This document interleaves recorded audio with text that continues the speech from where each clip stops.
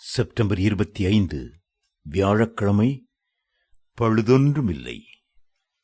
என் பிரியமே, நீ பூரண ரூபவதி, உன்னில் பழுதொன்றுமில்லை. உன்னத பாட்டு 4:7. சாலோமன் பாடின உன்னத பாட்டு பாடல்களிலேயே தலை சிறந்ததாகும். அதை உத்தம கீதம் என்றும் பிரேம கீதம் என்றும் அழைக்கிறார்கள். அதே நேரம் உன்னதரான இயேசுவோடு உன்னதங்களிலே உலாவி அவருடைய நேசத்தால் நிரம்பியிருக்கும் மேன்மையான பாடல் என்றும் இதை அழைக்கலாம். இந்த புத்தகம் ஆழ்ந்த ஆவிக்குரிய கருத்துக்களையும் இரகசியங்களையும் உள்ளடக்கி இருக்கிறது.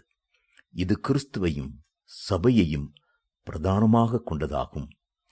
என் பிரியமே, நிரூபவதி, உன்னில் பழுதொன்றுமில்லை என்று சொல்லுகிறார். பழுதொன்றுமில்லாத மணவாட்டிதான் மணவாளனுக்கு பிரியமாம்.